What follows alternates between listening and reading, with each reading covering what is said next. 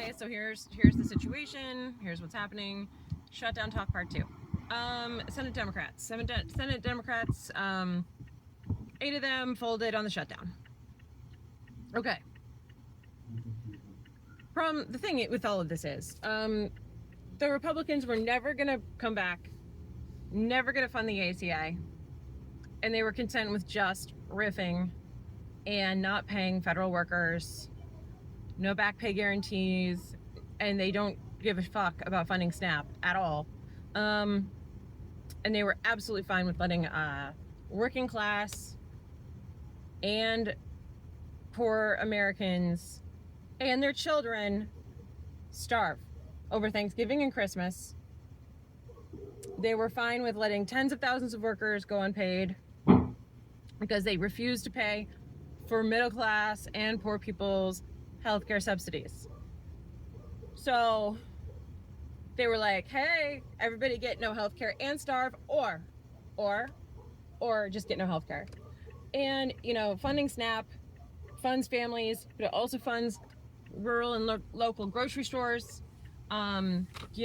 children, and this was getting to the point where people couldn't even file to do their FAFSAs. They couldn't apply to college.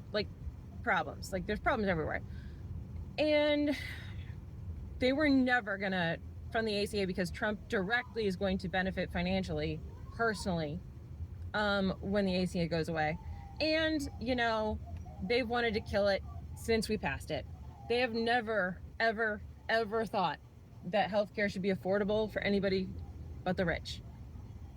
And they were content to have rural healthcare hospitals close, where the nearest emergency room was going to be 2-3 miles from anybody that lives in a rural county. They were content with making healthcare unaffordable and having only cataclysmic insurance.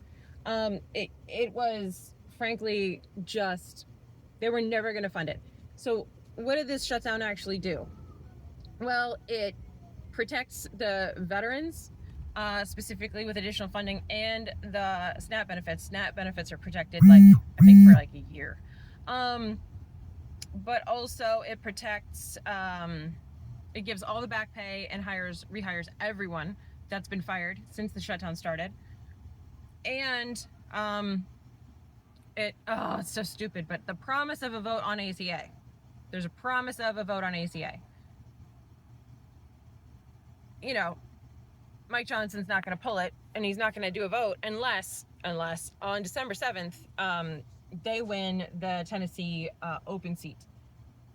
And there's a great Democrat running for that, by the way. But right now, he's already not swearing in one of our elected representatives because it would give us the tie-breaking vote to release the Epstein files. That's why. That's literally why. She's not sworn in. So if we win that too, then I don't know when Johnson ever reopens, frankly, because then we'll have a majority willing to do it, plus some wiggle room. But so we should win that Tennessee spot, because we should make it so that Mike Johnson is a failure, because he is a fucking failure, and he's a tool and a stooge. But if they reopen and they decide to hold the vote to approve this measure, maybe after December 7th, whatever. Here's what's also going to happen. Every single Republican in a swing state, in a swing district, and in Pennsylvania we have at least 3, maybe 4. Everyone's going to know. Everyone's going to know you protect pedophiles. Everybody's going to know. Looking at you, Fitzpatrick. This is rough for you, man. He's a new one on the chopping block. But there's 3. There's Scott Perry. There's another one, and there's Rob. Bresnahan? He's toast. He's toast no matter what. That's hilarious. But here's the thing: they're going to get one more chance if they decide to bring it up to vote with the American people to save their healthcare, save their rural hospitals. They'll get one more chance. And guess what? If they don't do it, I think it's January 30th. Guess what happens? Government shuts down again. So they'll have gotten to unfund poor and working class Americans and their largest employers in rural districts, hospitals, and then they're going to try and seek re-election, which is hilarious to me because fuck them so much. So yeah, like either people can eat or people can, die slowly at home. But Democrats had to choose because it was apparent they were never going to move on the healthcare issues, and it gives the House Republicans one last chance to save themselves, like Mike Lawler in New York. It's a bunch of New York swing seats. They were already on the chopping block, and I don't see how they can win them. But good luck with that. Good luck with that. And those Democrats that voted to open the government, couldn't you have waited like 4 more days? Like, let us like bask at least for a week in our win.